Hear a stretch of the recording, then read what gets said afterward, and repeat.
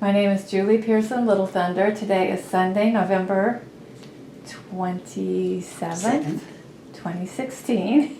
And I'm interviewing OSU alumnus Lillian Williams for the Oklahoma Oral History Research Program at Oklahoma State University.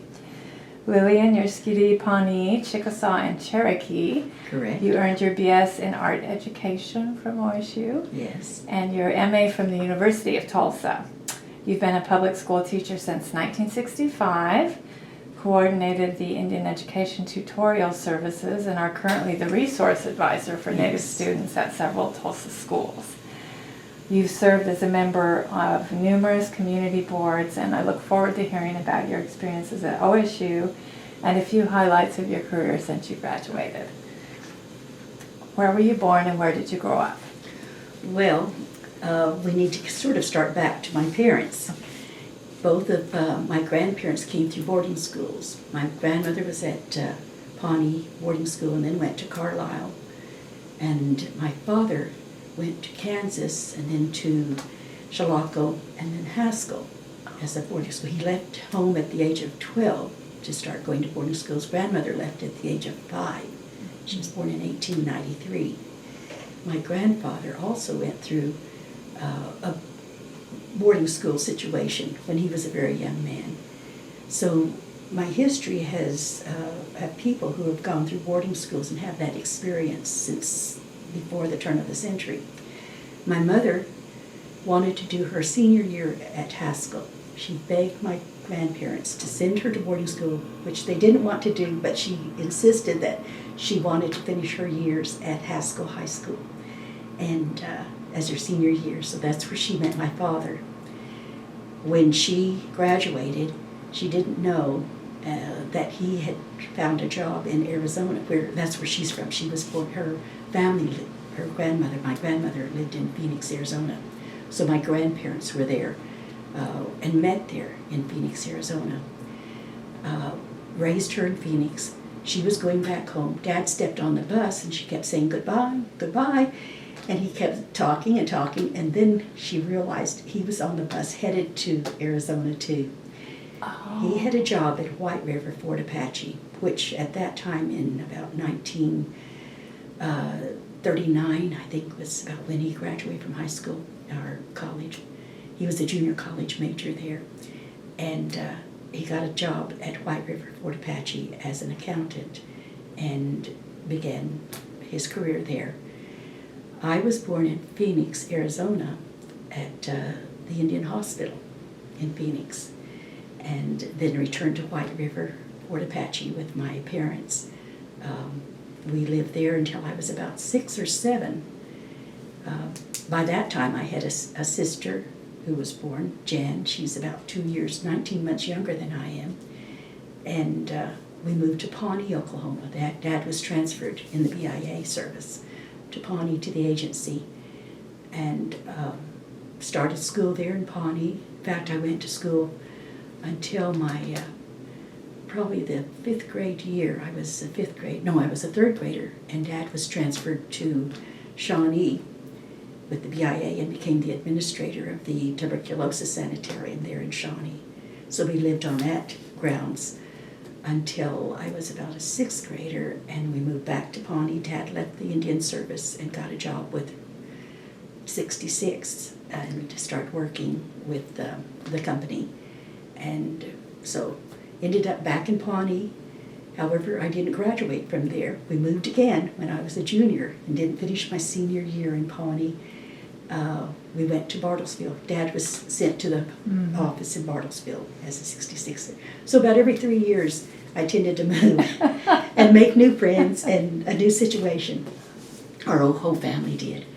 And at that time, I met Georgianne Robinson and Frank Robinson, who was the band teacher, and Georgianne was one of the members of the Bartlesville Indian Women's Club. Mom and Georgianne became good friends, and Mom became active in that club. And I think that's where Mom was always involved in the club. She was in the Pocahontas Club, and she was in a number of clubs. So we were always going with her for various things that she was doing. When I graduated from Bartlesville College High, I didn't have the college background that everybody else had, the prep, because I had come out of Pawnee and changed so many times. My counselor told me, Lillian, you're graduating, and there's a nice little business college down here. You can learn to file and type, and that would be wonderful because you have all this art experience and you're wonderful with your hands. At the time, my mother and dad knew that I was going to go to college. They had planned for years that I was going to college. Mom was very much involved in making sure women were educated.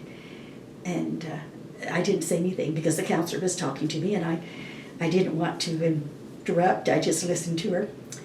In the meantime, I had applied to the Women's Federation, the club members, and received a scholarship of $300, which was wonderful. I didn't have to use it for any particular thing. It was going to be given to me. And so I thought, well, I've got this scholarship coming in. I can go to OSU. How did you choose OSU? Well, when we were in Pawnee, my mother had a cousin, Esther, and her son, Bill Burdett, went to OSU. So we attended a lot of football games. He was a football player in the 1950s at OSU. And when we'd go over there, we'd watch the games. And of course, this was just a little stadium. They played defense and offense.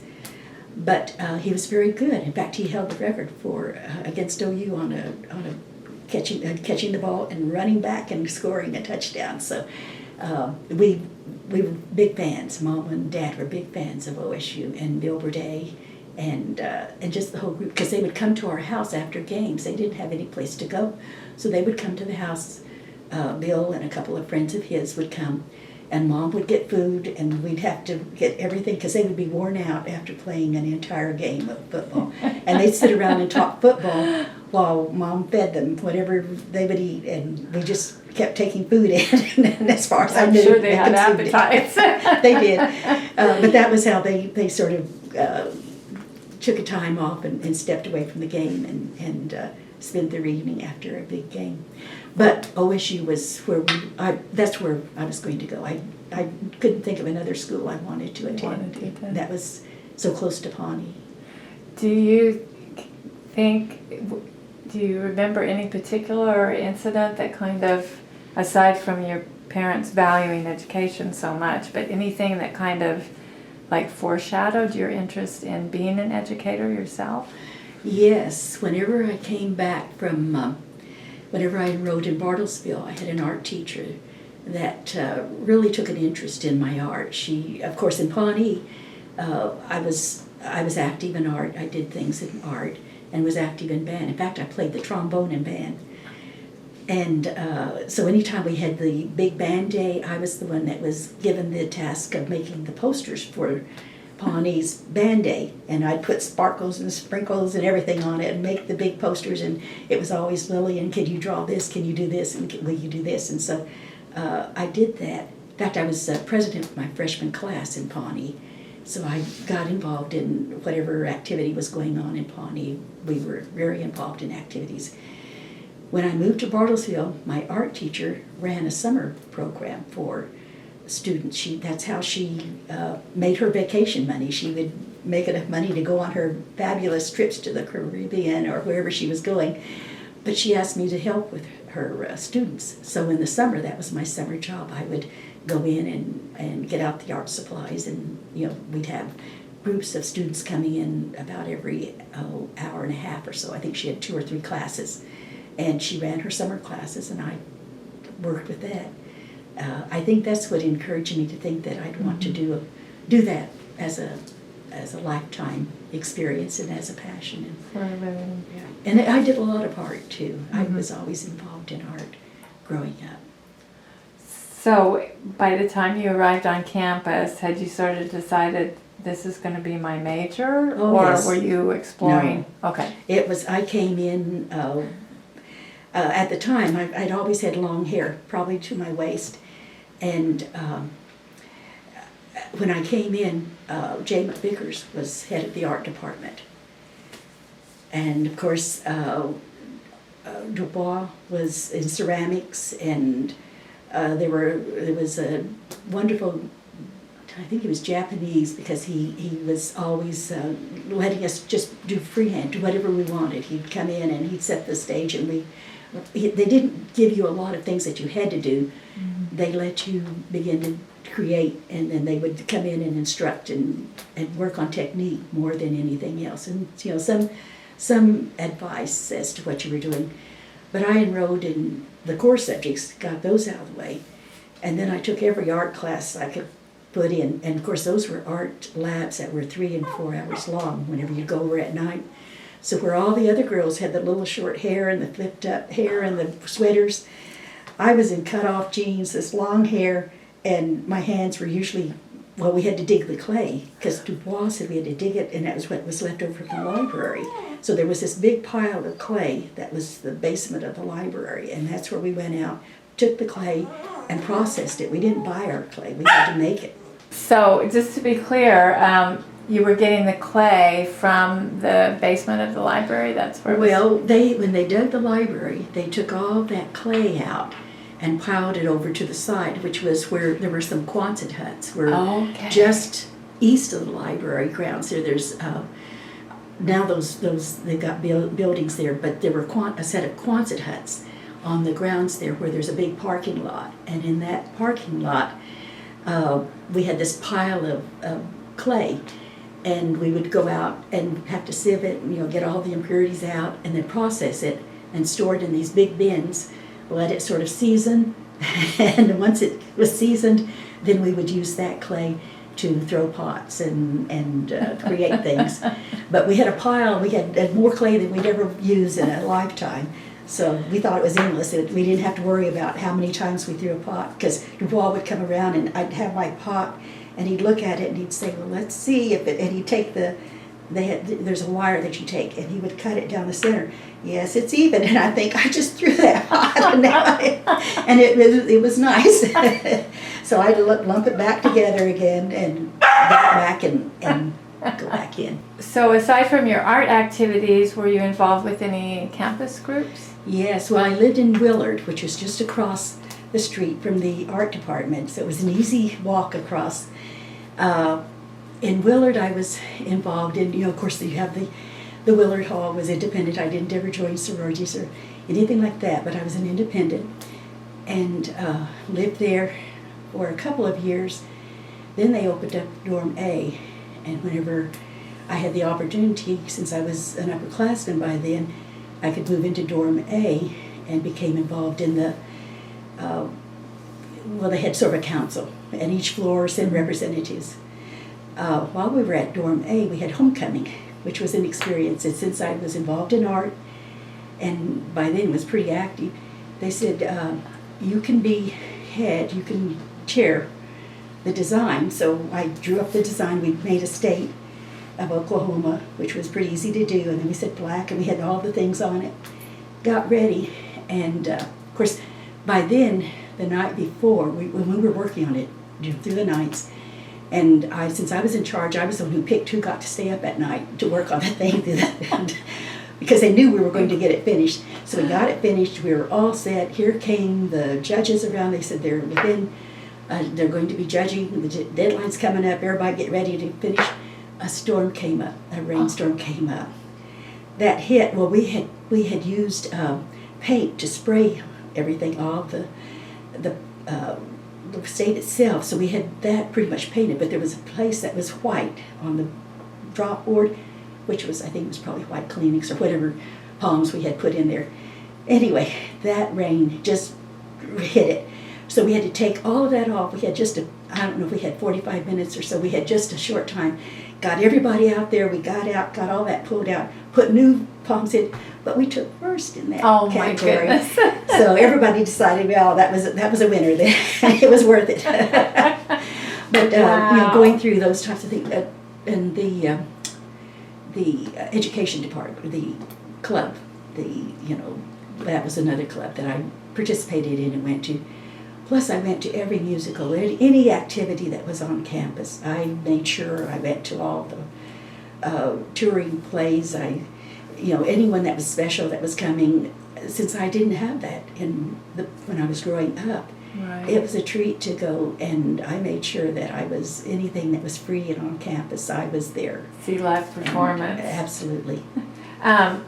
Did you go to sports much? Or No, I think I learned to play tennis there because I hadn't played tennis before, and that was a real skill that I enjoyed later. It was a lifetime situation that you can do when you play tennis.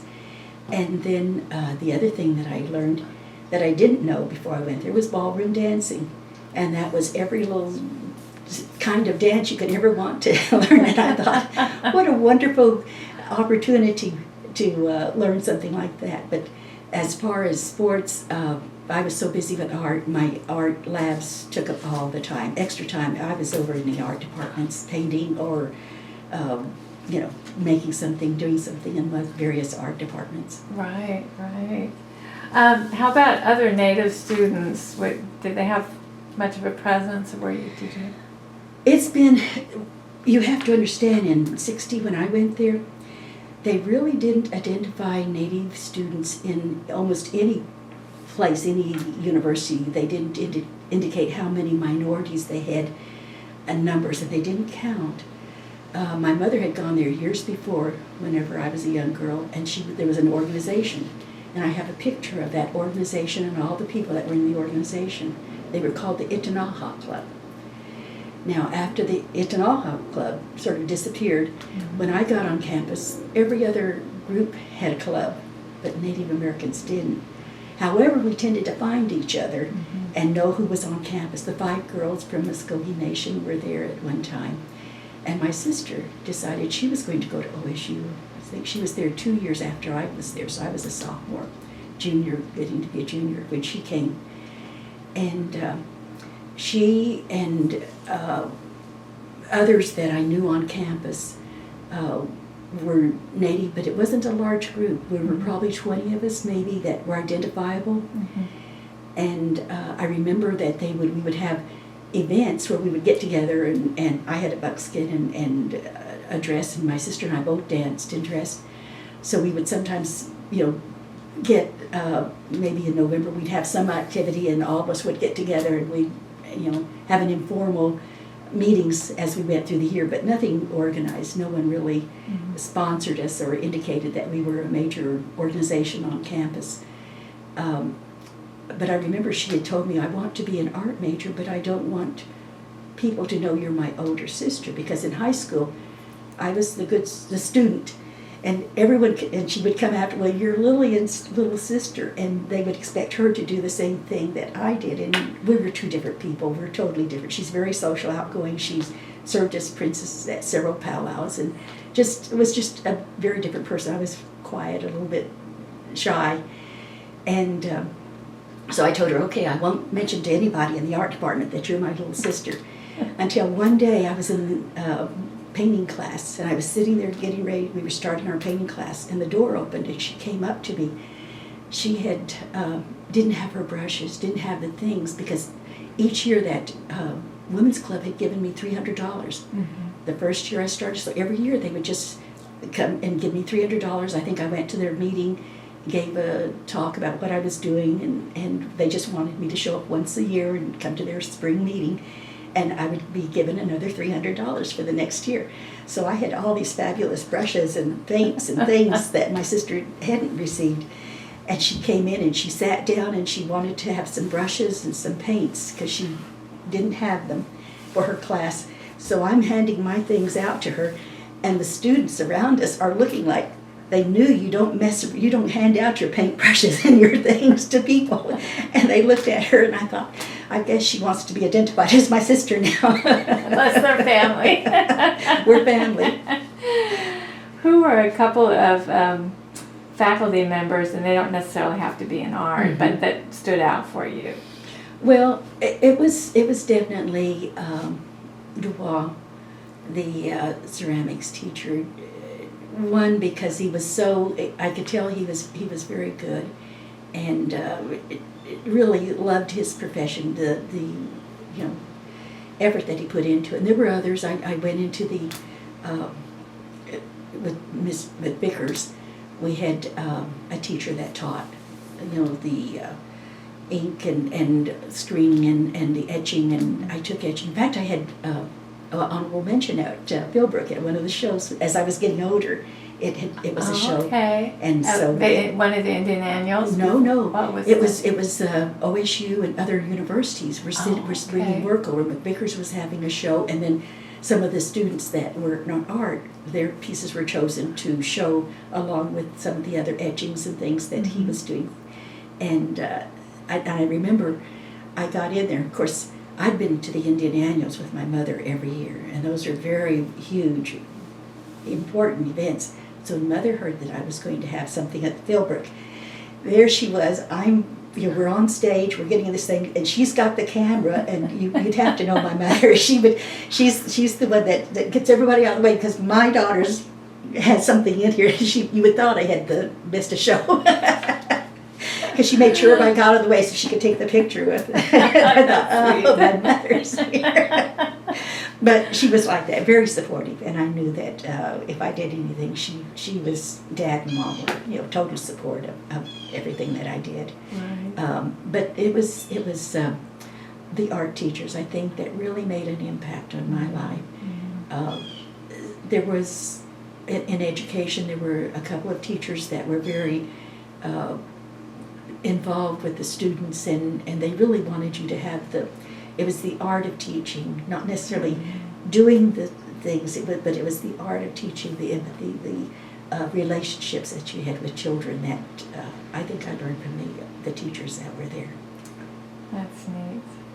So you're busy all the time with, like you said, studio work. But what did you do for fun? Well, let's see. I Either didn't on have a car. campus or in town. We didn't have a car, and I rarely went to town. I had, when my sister came up, my parents then decided that we needed a car to be able to get back and forth to school. Till that time, we didn't have enough money to buy a car, and I had good friends. They were all from the Arnett area out west, and that was my first roommate. And then so I sort of knew the people from Arnett. But we went to sports events. I mean, it was one of the girls, her brother was a basketball player, so we made sure we went to all basketball events. We watched baseball. Football was definitely, now then you had the big palms and you dressed up to go to football games. So you had to dress up, and it wasn't the jeans and the sweatshirts. It was an event to go to football games. So you were wearing pants or dresses? Yes, dresses. And whenever I'd go to the plays and things, I'd have the long black gloves and the red coat and the whole, you dress to go to these occasions. I dated a little bit because I wasn't really into dating. I knew I wanted to get a degree.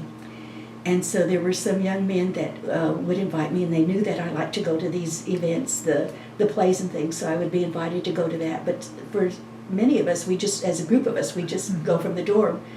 Did a lot of studying because I didn't go out that much.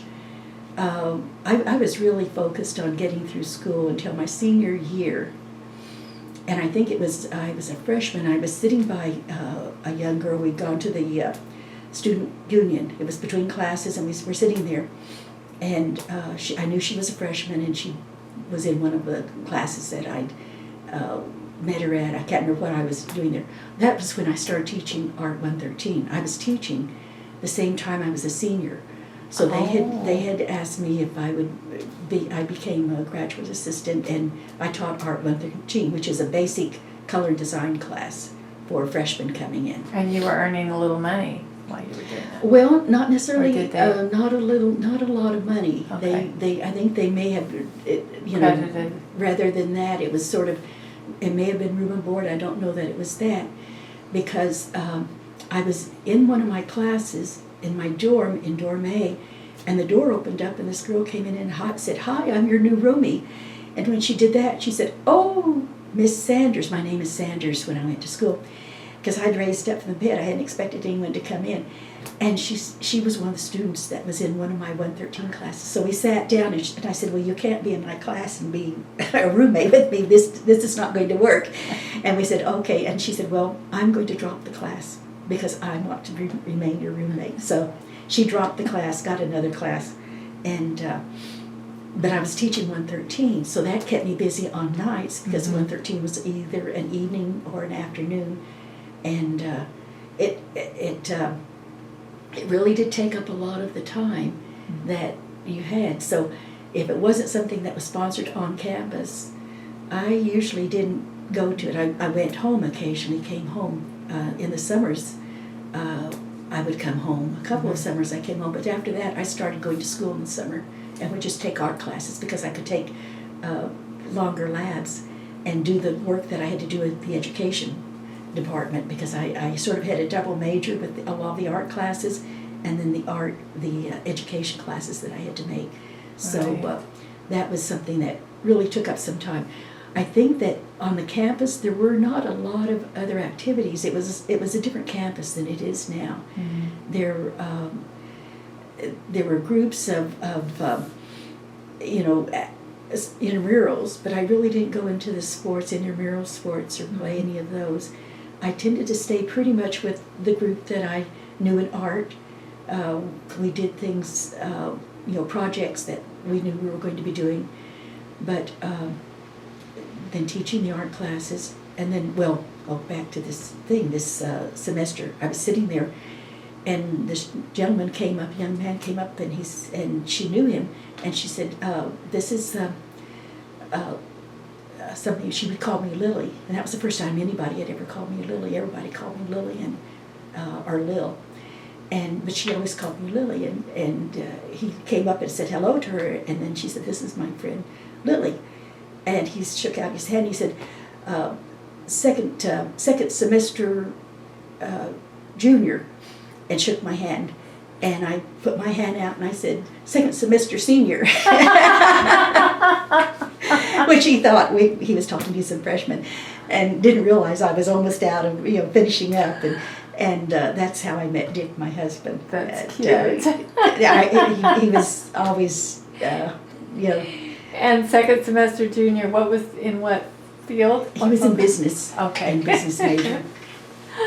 And so I think that pretty much took, the one-upmanship, because he was very fast on his in a comeback, and I think that it just blew him away. And after that, he kept saying, "Would you like to go on a date?" And I thought, I'm finishing up my here. Well, I did graduate in '64.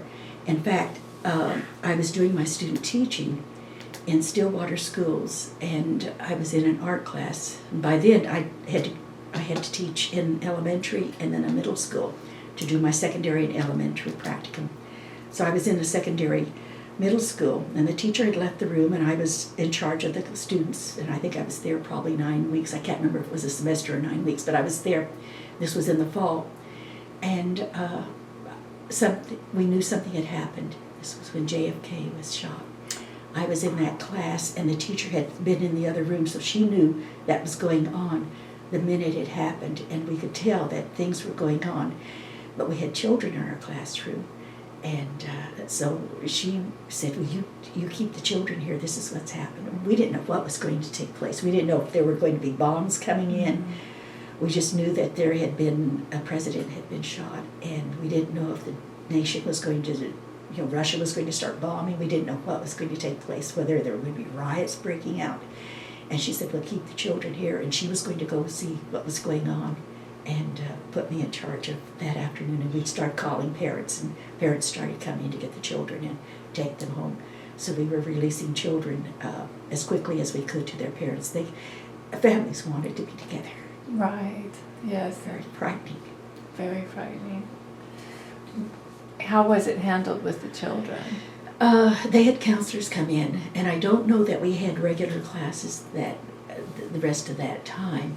It was in the fall, and I think I went back, but it was. I just remember the day was one where the teachers were trying to assure parents that children were safe, and the children could sense it. They immediately sensed it. You could sense it through the rooms that something terrible had happened. And many of them were frightened and concerned, and I think we just had to be the adults, which, I wasn't that much older than they were, but we had to be the adults. And of course, then you, as teachers, you wore, you looked professional when you went into a classroom.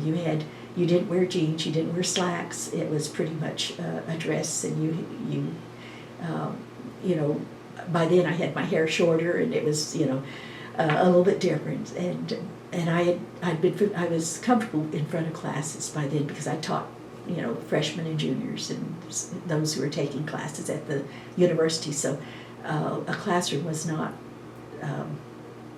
It was a safe place. It was a place that I felt comfortable in, and knew that, you know, there were certain things we had to do with children. We had to make sure that they were safe, and that you know, that we followed the protocol, and we all knew what that was. Right. So, and OSU, they train their teachers well. You come out of OSU as a teacher that has a lot of background in various subjects, and so you come out of there. A lot of places would come in, and the women that I roomed with were mostly teachers. We were all going into the teaching profession, but they were being recruited out of Colorado. Some of them spoke Spanish, and so the Colorado would come in and recruit, and some were going to Colorado.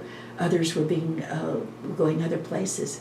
In fact, I think most of the states, surrounding states, were coming in and recruiting at OSU because of their good program there. Mm-hmm. So then you ended up, after you graduated, you did graduate teaching at OSU. Yes. Mm-hmm. What's maybe one of the funniest memories, or just maybe something that stands out for you from that year of graduate teaching? Graduate teaching, I think, one, we had supervision. You know, you knew that you had to have a portfolio. You had to have things there. I think with students coming in, their introduction to art, many of them didn't like it in high school. That was something that they weren't planning to take, but they had to take it in college. And for many of them, seeing how they grew in one semester, coming in, we had to do sketches. We did pencil sketches. We first drew, and then we started introducing a little bit of the art, but not very, you know, we started doing the color and design, so we had the color wheel, and they had to match that up. Then we had to do monochromatic drawings, and we had to do all kinds of things that just introduced them. And I think the opportunity to see that what they wore, how they were going to decorate their houses, how life was going to be art was part of their life. I think that was the exciting thing to show these students, and that's what I hope as they left that classroom, that's what they experienced. Not that they were ever going to be artists and they were going to draw. That wasn't the goal. It was mostly, here's how art affects what you do, how you feel in life, how you can surround yourself with art that are colors that make you feel good. Here's things that might not be as pleasing, and here's why it might not be pleasing. And so those types of experiences, I think, were the fun part of teaching, is making sure that when they left, they appreciated art and what the art was around them. I think that's what you do in college. Mm-hmm. When you go to college, you want to be that well-rounded person. And whether you take a little bit of music, a little bit of art, you hear the classicals. I took the music classes, and we heard a little bit of the classicals, so I understand who I'm hearing, and I know the composers. And that's what we did in any freshman coming in. We wanted to make sure if they were going to be a business major, they still had an appreciation for other areas, because that wasn't your whole life. You weren't going to work all your life. If you had lots of money, how were you going to spend it? How were you going to invest it? And how were you going to appreciate the world around you? And I think that's the exciting thing that I got out of going to OSU. That's great. Now, for graduation day, do you remember? Oh, well, I didn't immediately graduate. Okay. That year, as I met this junior, and I was this graduating senior, I graduated, and then I took some additional art because I was still taking education art. We dated that following year, and by the end of '65, he was in a fraternity, so I got dropped midway the next year, which was sort of a step to getting engaged, and that engagement then took place. He was in ROTC, and that meant that he knew that he was going, and this was the time of the Vietnam era. There was a lot of things going on in Yes. the 60s. Yes. A lot of things were happening that were hitting Stillwater and the people in Stillwater. So he knew he was going into the military service immediately. Mm-hmm. We planned to get married in August. We thought that he was going to be assigned maybe to Germany or someplace. We knew that there were places that he might be assigned to. He was going in as a lieutenant. So we knew he would be at Fort Sill in artillery. We immediately left, went down there, and were there for about 2 months until November, about this time of the year. He called me to say that he had had a hardship tour, which meant that I wasn't going with him. There were 3 places that his group was going. One was Germany, one was Korea, and one was Vietnam. And he was assigned to Korea. So he knew he was going to be leaving for a tour of duty for a year in Korea. We decided to go ahead and get married. That was a decision that we both thought about, knowing that at the time you didn't know what was going to happen. Right. The men that went to Germany were sent shortly after that to Vietnam. He remained in Korea. So I had an offer to teach in Ponca City. But unfortunately, my mother grew very sick. Within about 2 weeks, she passed away in November. So just before he left, I was in the hospital with her during that time. He took had an extended leave because he had to leave for Korea. So they gave him 1 more week to take care of the family situation, the funeral and everything. I then decided I needed to stay and let the job go in Ponca City and remain in Bartlesville. So once he headed off for Korea, I applied in Bartlesville for a teaching position. Well, in November, every position was taken. So I had an opportunity to go into a new program, which was just starting that year, called Head Start. I went into that classroom, as a teacher's aide, and told them I'd take any position in the district. Well, within 2 weeks, maybe about 10 days later, the teacher said that I was working with said, we're going to teach the children their addresses and their birth dates. They're going to learn those by rote, their memory. And that's the first thing these little 4-year-olds and 5-year-olds were going to learn. They were 4-year-olds. So she was going to teach them their addresses. And we had 4 little guys that were just not ready to memorize addresses and numbers. They weren't sure about numbers. So I said, well, she said, why don't you, and I said, I'll take these 4, because they were little busybodies that up and down. I said, I'll take these 4, I think there may have been 5, but 4 of them, and I'll keep them over here, and you can have the circle with everybody else memorizing, because one of the head super administrators was coming out of the main office. He was going to observe her class. So we got them all situated and settled, and I went to the board, and with my art background, I thought, how am I going to teach these little guys their birthdays? So I drew a big circle, and I said, this is the circle of the year. And we divided it in 4s, because I had my 4 seasons and my Indian background, and I divided it in 4, and I said, this is spring and summer and fall and winter. And your birthdays, and I knew which birthdays, and I said, and I put a little dot on a circle, on that circle, and I said, these, and I showed them where their birthdays were. And then we're going to talk about your birthdays. What was the seasons like? What happens in that season of your birthday? So we started talking, and that engaged them that, we slide and we do this. Well, the gentleman was watching, observing, and I thought, well, he's watching over there. We were trying to be very quiet over here in our little circle across the room. Well, he left, and we thought, well, that was an interesting visit. The next day, I got a call and was offered a position because a teacher had left another Head Start program, and he was observing me.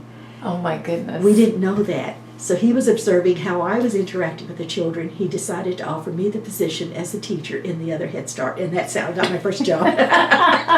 That's a wonderful I didn't know I was story. interviewing for a job in the position. It was a similar situation in Indian education, I guess, which started, because when you started, it was just kind of starting to It was.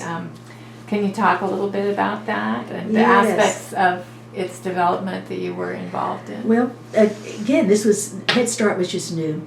So I left that, taught kindergarten, and then went with my husband to Colorado, came back and taught art. I got a job again with Bartlesville. They knew that because of my husband's coming back from the military, they did see it as my leaving them. I was back again, welcome back into the art department, and this was when Star Trek was starting. So that was that whole experience of Star Trek and the young people there. Well, when I had my first child, I didn't start teaching after that. I stayed home because my first child was going to be born in December, and I didn't want to start the school year, and it was not that appropriate for teachers to be pregnant and teach. Right. This was still a changing time where if you were pregnant, you usually stopped back and you didn't teach. This was in the late 60s. So I stayed home for about 4 years while my children were little, and then my husband went through TU. He got an MBA and his Juris Doctorate, so he was still in school. He was going to school at TU while we were having our children, and we moved to Tulsa because he could be closer to TU, and he got a job here with a CPA firm. He'd become a CPA, so he was a partner with the firm. And I decided it was time for me to go back to teaching. So I put my first child in kindergarten, and my second one was just barely 3. She was 3 and a half. Put her into a very good the nuns had a school, private school, there on 15th Street. So we interviewed, and she was accepted. And I applied, and it happened that Watheen Young was the person who was hired to be the first coordinator. And I was her first interview coming in. So we started talking. She lived in Capan. She was from Dewey. And I was from Bartlesville. We'd both gone to OSU. We didn't know each other that well at OSU, but we knew we were on campus and we were talking. And after we started the interview, after about 45 minutes or an hour, she said, "You're hired." And she said, "Now you're going to be responsible for helping hire the tutors, and we need 20 tutors in this program." And she was going to hire the rest of the resource advisors. So my job was to begin to place tutors in 20 school sites in Tulsa Public Schools. Principals had never had an Indian education program with tutors tutoring math and reading who were not certified teachers. So this was no one told me this was an impossible job. I just said, this is the job and this is what we're going to do. So I started going out to set up appointments with principals. And it took me most of that semester. I was hired in October. We started it. By January, I had a few sites with some tutors, and we started with a few, and then I started adding more tutors through the spring. And by spring, we had our 20 sites. But it was a challenge. It was a challenge. It was a challenge. Part of it was PR, part of it was talking and creating the program, because no one had told us what the program was going to look like. Right. She and I were going to have to create what it was going to be, and there was a supervisor out of Tulsa Public Schools who said, and she was the one who was advising, and we were going to, we were saying, how can we create a program that's going to be viable and that TPS needs? And so with her help and her instruction and her advisement, we decided that we were going to incorporate not just books and paper. We didn't feel that Native children learned, and if they hadn't learned where they were now, how was our coming in and doing the very same thing they were doing in the classroom going to change their learning abilities? And we decided to take a look at Native children and their learning styles, and that's a new field. It had never been discovered or researched. So it was pretty much, let's have hands-on activities, let's do things that they can manipulate, let's do things that they can interact with, and that's where my art experience came in, because I began to find things that were visually stimulating and things that these young people, and they related to the art and the combination of art and manipulatives. So we began to introduce that as our first way of using math and reading and developing reading tasks and skills, sequencing. Mm-hmm. So we had to do a lot of things first before they could really begin to read. Ran into some children that had little books about this big where they had been studied and IEP'd and they still didn't read in first or second grade. And so we found that we had to, we couldn't find it in books. We couldn't find it anywhere. It had to be something that we really worked with our tutors. And most of them were good people, but they hadn't had any official or long-range training in skills. They were a different type of tutor than running paper off and helping the teacher. This was someone that was going to have to interact with children, so we had to find people, Right. people that would relate to children first and could gain their trust and their acceptance. And then that's when you begin to teach. If you're going to teach a child to read or do math, you have to relate to them. You have to get their trust, and you have to build a rapport, and you have to make sure that they're willing to trust you and to follow your direction and to believe that they can do it. Mm-hmm. And when they know that you care about them, then they believe they can do it. Mm-hmm. That's well put. You've also done so much community work, service work on various boards. You've won a number of honors in different areas. I'm wondering what one or two of the positions you've held, or maybe one or two of the organizations you've helped, you think might be particularly important to you. Well, let's see. One was here in town. I think looking at the YWCA, I was on that board for a while. And I didn't hold an officer's position, but I did hold a position where I felt that we needed to go around to each of the sites and take a look and sort of, instead of just talking at a table about long-range plans, we had to visually see what the sites look like and take the group out, the board out. We were working, it was a small committee.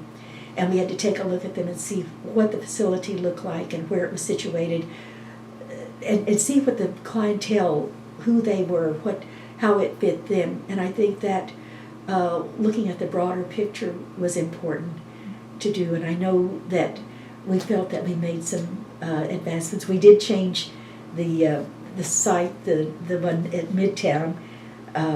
That was not working for us. We felt that it needed to be changed, and there were some things that we wanted to do differently there. So that was sort of a rebuilding effort in that Midtown YWCA, and that was working with the neighborhood because they were very concerned about it affecting their neighborhood and whether we were going to be able to, a road didn't go through, and so there was, it was community relations. Mm-hmm. So you can't just change. I learned that in working with that there's so many things that happen when you are with an organization. You can't just go in and focus on that organization. You have to focus at the community around it and the people that it's going to affect, not just the ones that come in as clients, mm-hmm. but who does it affect in the neighborhood? Because if it's not successful, if we again don't build trust and get to know that neighbor and they get to know us, then changes, you can't just force change on people. They can't live with it. It's not a good combination, not a good way to build a community. So building community, and I think working with CASA was another area, mm-hmm. because I worked with Helen over there, and that was the first time Tulsa partnered with an outlying area. We worked with Pawnee, and Helen was able to come in and be part of an arm of this CASA. And can you explain what the acronym CASA? Mm-hmm. Court-appointed special advocates with children. Mm-hmm.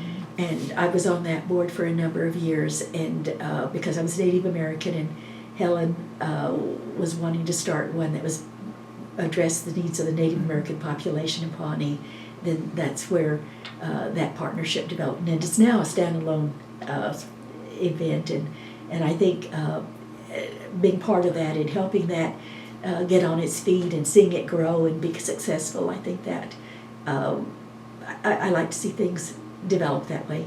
Another was the Tulsa Indian Art Festival. I was involved with the theater and then the art festival, and for about 25 years we saw that everyone went to Santa Fe and the artists had to go out of state to compete, and it was important to me that artists be able to make a living and be respected and valued here in their home state and not have to go to another state or someplace else to be recognized. So that took about 24, 25 years of building that, and we touched a lot of children, saw a lot of young people win awards and do things that were meaningful to them. And again, it was I was not in art. I wasn't a practicing artist by this time. I felt that the work that I was doing with Indian children in TPS just took a lot of energy and a lot of time and a lot of emotional. It pulled me away from my family sometimes, and so when you do that, you put that, you can't do too many different things. But that was one way to be involved in the arts and still give that appreciation to the community and build that in young people. And I think that was a wonderful experience. That was something I valued.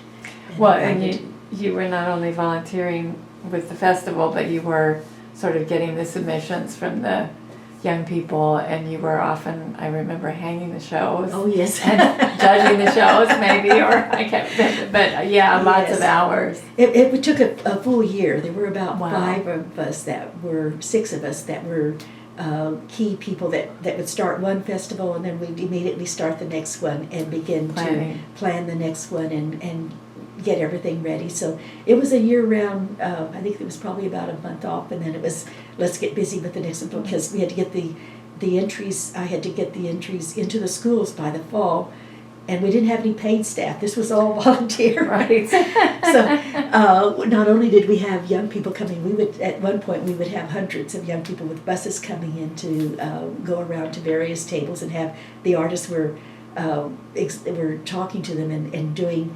presentations, and we would ask those artists.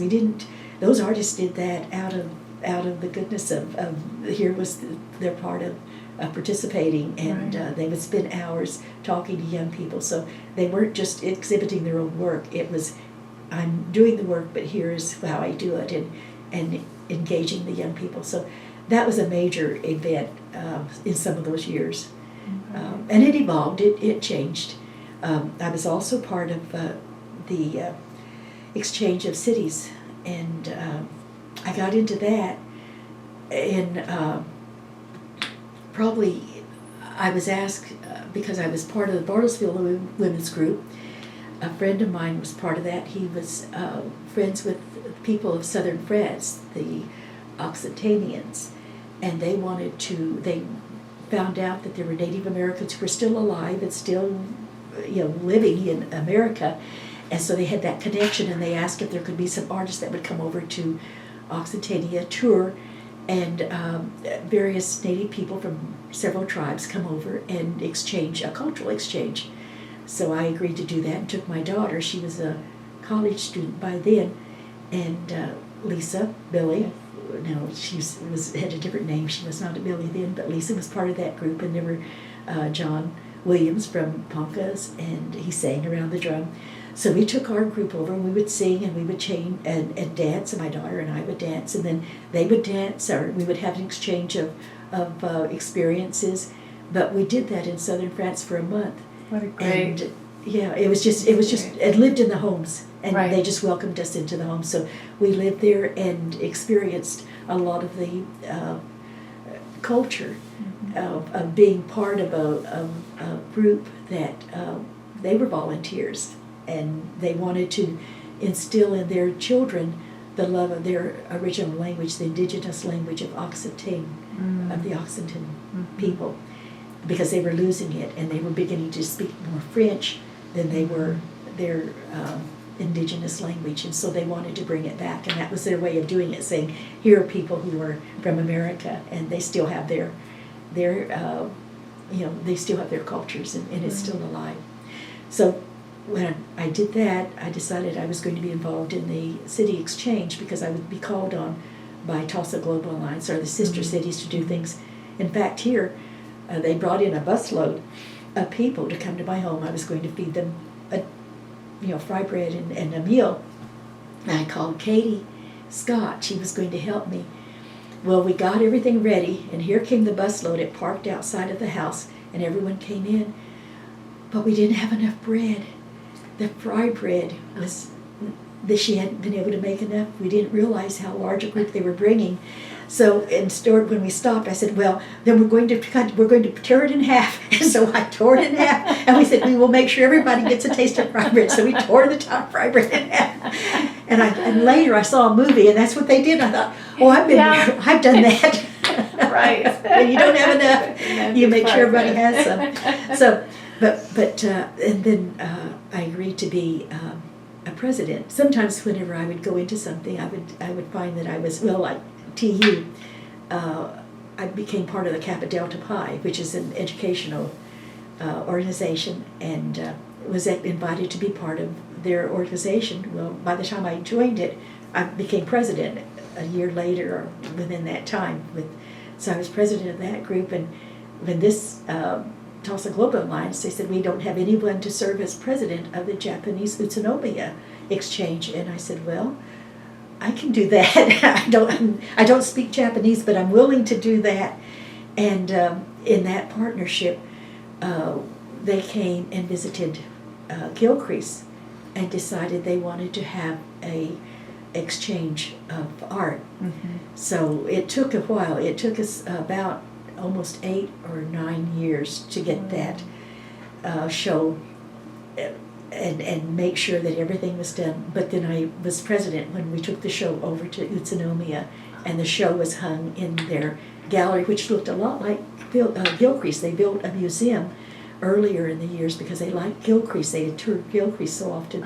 They liked the way Gilcrease looked, and so they built a museum that was very similar to Gilcrease, the way it was, the windows and the things that it had in it, and the show was hung.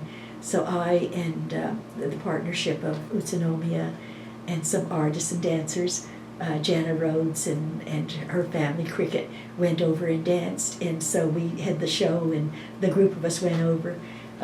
Very exciting, and again I stayed in a home, in a family's home, and by then we didn't have, they didn't have chairs in it, so we slept on the beds. They had a room that they gave me in their home, and I know it had displaced them because this was a very special room. It was an entire room, and they didn't have a large place, but I had the entire room. And I would come in, and we would have breakfast, and we would sit down on the floor, and the table was very low. But the last morning I was there, somehow they had found a fork and served me a breakfast, almost an American breakfast, and had a fork on the plate, because before then we'd always used chopsticks, and not chopsticks, but the utensils there, and they had found a fork, and I thought, someone has finally, took them a week or almost 10 days to find that fork and make sure I had one. They did it just They're very accommodating, very good people, but I really enjoyed that experience. And they had one child that spoke a lot more English. The father spoke a lot of English. And in France, there was one teenager that spoke a lot of English. So we would sit down and we would talk to him, and he would say what needed to be said because I didn't speak French. And so, but I found that you don't have to have the language if you go and you're willing to be part of the family or be part of the culture, and it's universal. You don't need a spoken language. You can do a lot with pantomime. Right. Well, and speaking of offices, I believe I read that you're treasurer for the OSU Alumni Association. Yes. Is that for Tulsa? No, it's for the American Indian Alumni Society. It's the Native American Society. So we have members across the country, across the state. Anyone who's Native American and wants to belong to OSU's society. We have a network when we go on Facebook, and we have emails that go out to anyone who gives us their emails. So if they're Native American, they can be on our email list. Yes, and one of the things that you do as an organization is you have an honored Native alumnus each year. Yes, a distinguished alumni. We started this, some years ago. We have about 7 of them right now, but we started the initial Alumni Society about 10, 11, maybe 12 years ago. There Okay. was an interest on campus to identify Native Americans, and as they began to identify their Native American population, they realized they had a variety of tribes. They didn't know how many they had. So now they've got a data, and they are beginning to see the depth of their Native American alums. And when that happened, they said, we really need to have we called it an alumni association because it was an association. There were a number of us that were called to come in, and I think about 25 of us showed up, and we said, yes, we want to get bylaws, and we want to do this, and this is something we'll work and we'll volunteer to do. I know that we started the Distinguished Alum about 7 years ago. Karen Cowan and her brother were very instrumental. He was very instrumental in doing, he was president at the time, and he said, we really need to recognize some of our outstanding alums. We have so many of them. And the one that they knew was Henrietta Mann, and they said, we need to start with those alums that are leading alums, those that have lifetime achievements, and let's do something special because they're not going to be with us forever, and we need to give them that recognition now. I think this was probably about the time we were seeing a lot of things happen. World War II, we were seeing a lot of people that we wanted to recognize, and we had the code talkers and many different ones of Native American descent that we just hadn't recognized. They've been forgotten and just marginalized. So we said, let's do this, and that was when Henrietta Mann was. I knew her on campus years ago.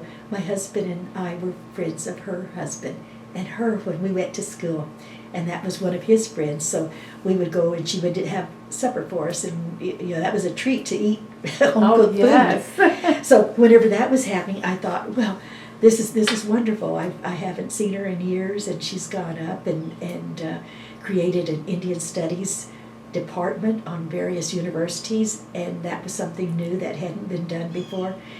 And so that was exciting to come down and watch her being recognized.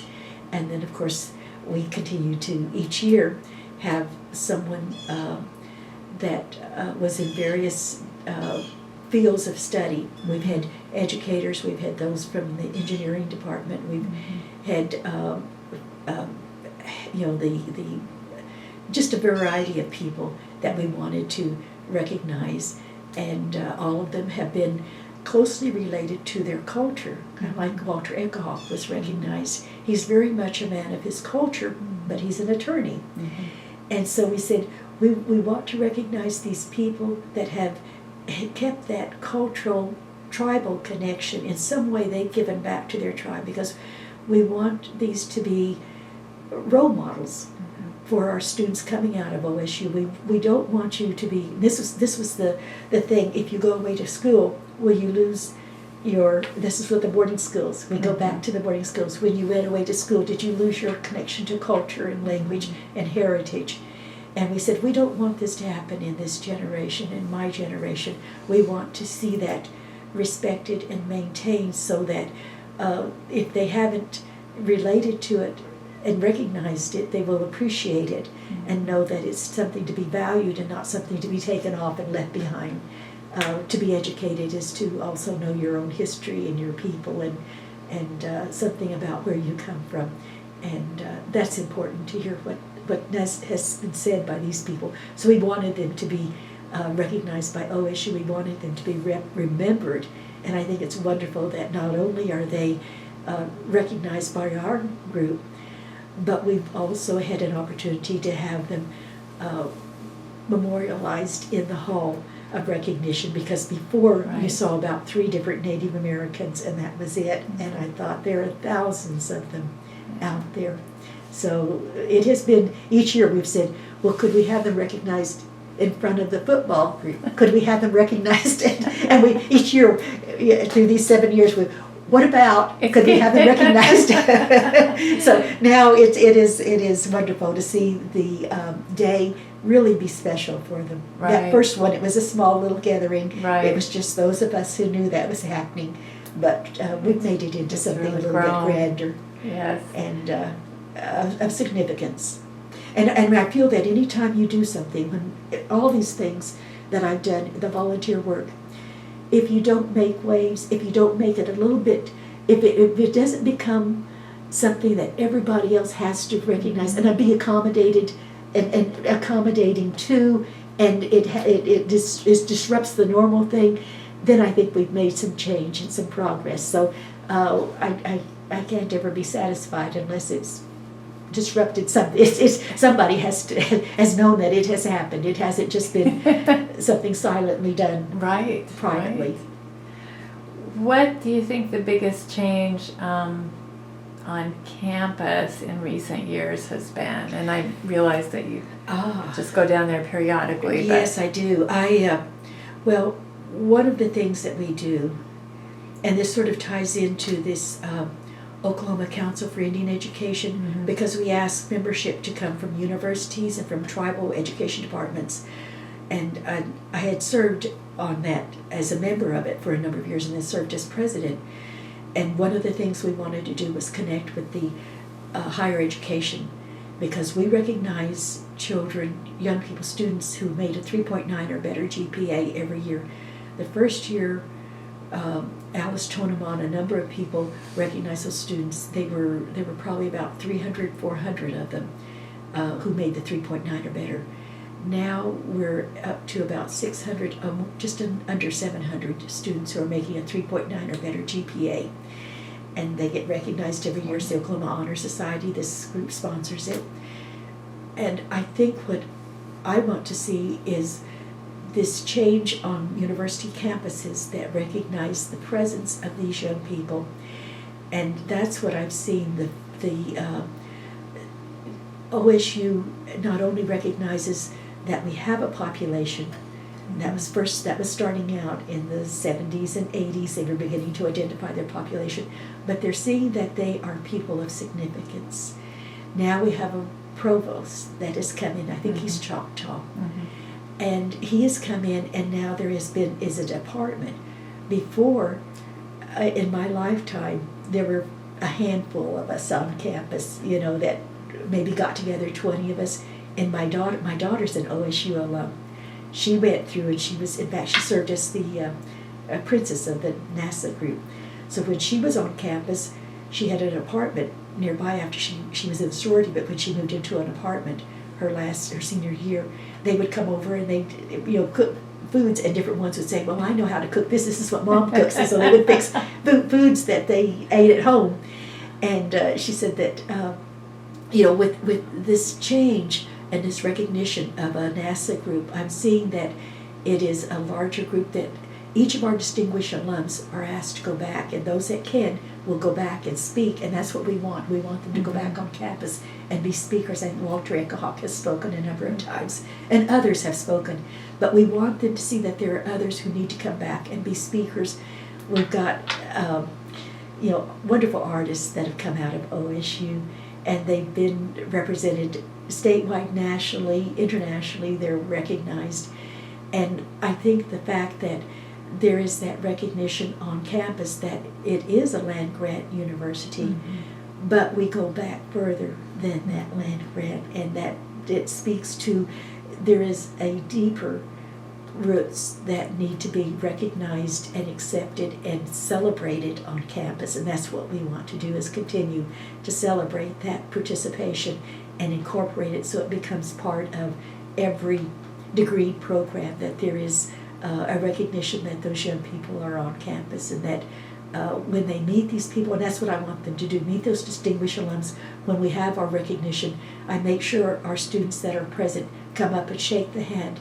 I want them to physically touch that person and say, you were there when Walter Eckehawk was recognized. And when you look back, you say, I met that man and he was on campus. And that's what I want them to do with each of these distinguishing of us, because we have many more that are recognized, that are submitted each year, that we don't get to recognize. And we said we don't have enough of them being brought on campus to speak. We have 10 to 12 sometimes nominations from people Wow. that are worthy of recognition. And we can't recognize them all, but maybe by recognizing those ones, kind of like the starfish, we can't do all of them, but by that one, maybe that encourages that child, that student, to go out and say, this is what I can do. They came from this university, and this is what happened in their lives. And these are the change agents, people that have done things. That this institution has given me those tools, but it's important to go out and be that change agent. Right. Why else go to a university? Exactly. So how would you summarize the importance of OSU on your life and on your career? I think it has given me the support, the tools, the techniques. It gave me the skill that I needed. It gave me it helped me become an individual that was strong enough to go out and say, I can do it. The reputation of OSU, when I say I'm an OSU graduate, that reputation of being an OSU graduate, it sort of says, okay, let's elect her president. Let's give her the responsibility of being a leader. And I think that's, I didn't grow up planning to be involved in organization, in the leadership. I was always the one that said, I can help out, I'm willing to do it. But when I came through OSU, I had to sort of be able to speak on my own. I had to get up and represent myself in a huge population of 20,000 students. And you look at my pictures in the yearbook, and I'm the little face that's there that's brown and everybody else is not. And someone said, well, why did you go to OSU? And I said, well, because no one told, I didn't want anyone telling me I could. That was what had happened to that counselor. Had told me, you won't be successful at OSU, Lillian. You can't make it. You don't have the tools to do it. And I thought, if someone's going to tell me I can't, by golly, I'm going to try. But I think that's the thing that's given me, each time I face something new that hadn't been done before, like Head Start or the Indian Education Program or the Tulsa Art Festival, when something new came about, no one told us how to do it. And I think that's what the tools that I learned at OSU, that you don't, no one's told you how to do it, but you can be creative. And that ability to think outside the box in those art department, and in those teachers saying, here's the problem, think outside the box. You've got a ceramics class, what are you going to do? Well, you're going to go out there, you're going to start from the clay and get it ready to go, and it can be done. You have the tools around you. Just take a look at what you can build with what you've got. And I think that's the gift that I got out of OSU, that I can tackle something that maybe hasn't been done before. Well, thank you so much for your time today, Lillian.